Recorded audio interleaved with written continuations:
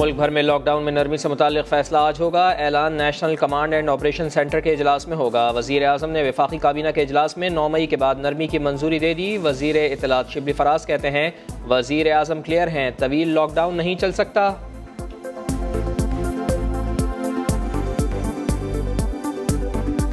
Prime minister के लिए he was very clear.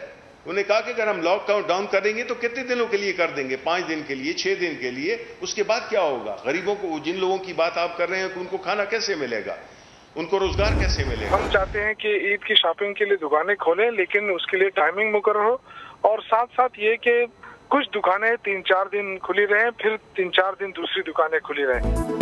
Eid के लिए बाजार खोलने की SOP तय। खैबर पख्तूनख्वा के वजीर शौकत यूसुफजई का लॉकडाउन में नरमी का इंदिया। पंजाब में भी 9 मई से लॉकडाउन मजीद नरम करने का फैसला।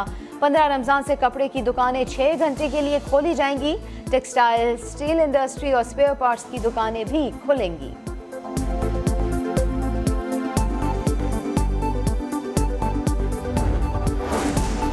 वजारत रेलवे का 10 मई से 42 ट्रेनें चलाने का फैसला। शेख रशीद कहते हैं कि सिर्फ 60% ऑनलाइन बुकिंग होगी। लोग तंग हैं, शटर डाउन ख़त्म करना चाहते हैं। मुसाफिर ट्रेनें ना चलीं तो जुलाई में तनख्वाह नहीं दे पाएंगे।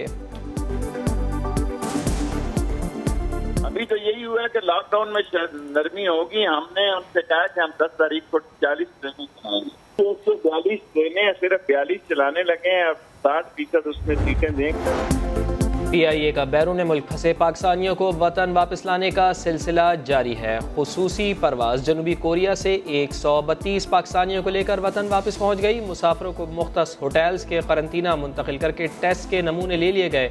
मनफी रिपोर्ट आने पर मुसाफिरों को घर जाने की इजाज़त दी जाएगी। कराची में हीट वेव का दूसरा रोज, सूरज का पारा हाई, समंदरी हवाएं बंद, पारा 42 डिग्री तक जाने की पेशगोई। गर्मी की लहर 2 रोज तक जारी रहेगी। शहरी दिन 11 से शाम 4 बजे तक घरों में रहें, माहिरीन सेहत की हिदायत।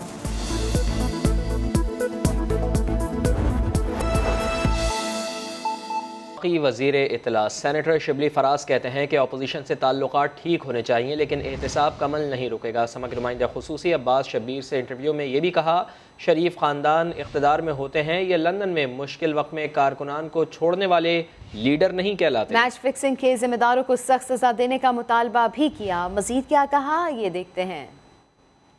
शिबली में बीच में बड़ी चीज़ें लैक कर रही थी। एक सियासी लड़ाई चल रही थी जिसमें एक लैंग्वेज बड़ी मिसयूज, गंदी लैंग्वेजेस भी यूज़ हो रही थी।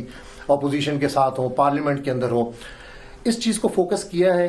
अपोजिशन के साथ ताल्लुकात बेहतर करने में, अपोजिशन के साथ हमारे ताल्लुकात बिल्कुल ठीक होने चाहिए, लेकिन जो पार्टी की जो पोजीशन है अगर उसमें हम कंप्रोमाइज़ नहीं कर सकते, बिकॉज हमें लोगों ने वोट दिए हैं इसी बुनियाद पे कि हमने एहतसाब के अमल को इस मुल्क में जो होता है उसमें हमने एक्सपोज करना है। अब उसमें ये नहीं होना चाहिए कि सारी पॉलिटिक्स को जो उसकी पर्टिकुलर पार्टी का जो लीडर है वो इस पूरे उसको अपोजिशन को हाईजैक कर ले और सब मिला लें कि जी ये पॉलिटिकल विक्टिमाइजेशन है। वेरएज़ ये हमारा आईनी और हमारा जो इंतखाबी फ़र्ज़ बनता है कि हम अपने उन ऑब्जेक्टिव्स को परसू करें जो कि हम समझते हैं जिसने कि इस मुल्क को इतना अरसा इतना पीछे रखा। शहबाज शरीफ का कोई रोल रहा है सियासत के अंदर? उन्होंने हमेशा जो है तो मुख्तलिफ डीलें करके और मुख्तलिफ साजिशें करके और इस किस्म की चीज़ें करके उन्होंने अपने आप को वो रखे। और आपको पता है कि पाकिस्तान मुस्लिम लीग नून इस वक्त मुख्तलिफ हिस्सों में बटी हुई है। वो नज़र तो एक आती है लेकिन बीच में उसमें काफ़ी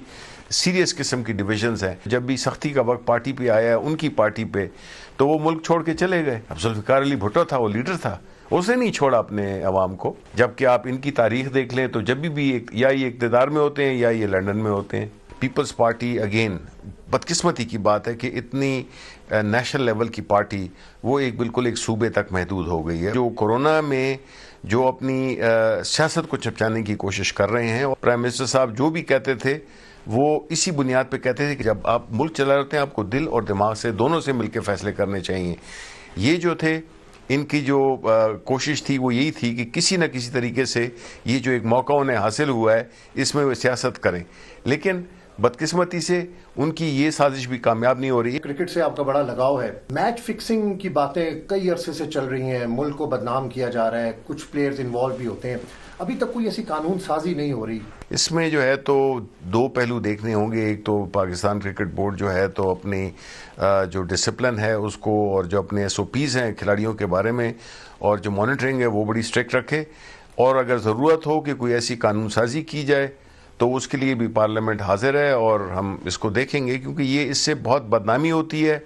और स्पोर्ट्स जैसे एक इतने एक सेहतमंद एक्टिविटी में अगर आप उसमें किसी को बेच दें तो मेरा ख्याल है ये इस तरह जिस तरह आपने अपने मुल्क को बेच दिया। सख्त से सख्त सज़ा मिलनी चाहिए, और ये है कि जब सज़ा मिलेगी तो जो दूसरे जो नौजवान खिलाड़ी हैं उनको भी इबरत हासिल होगी, क्योंकि जब वो देखेंगे कि उनका करियर अपना इतनी यंग एज में अगर उनका करियर ख़त्म हो जाए तो इससे बड़ी बदकिस्मती किसी भी यंग प्लेयर के लिए क्या हो सकती है। क्योंकि माजी में क्रिकेटर्स के ऊपर इल्ज़ामात होते हैं, बैन लगता है, दोबारा से मैदान के अंदर आ जाते हैं, मुल्क की फिर से बदनामी शुरू हो जाती है, ये बड़ा एक क्वेश्चन मार्क होता है। देखें, बिल्कुल इसमें सिर्फ आमिर हैं जो कि अपनी प्रॉपर इंटरनेशनल जो एसोसिएशन थी या ICC थी उन्होंने उसको रिहेबिलिटेट किया, रीइंटीग्रेट किया, तो ये भी एक दोनों मैसेजेस जाने चाहिए कि आपको जो है तो बहुत ही यंग एज, उनका एडवांटेज ये था कि बहुत ही यंग थे तो उनको बेनिफिट ऑफ डाउट मिला, लेकिन बाकियों को बेनिफिट ऑफ डाउट नहीं मिला, उनकी बहुत मुल्क की भी बदनामी हुई और उनका तो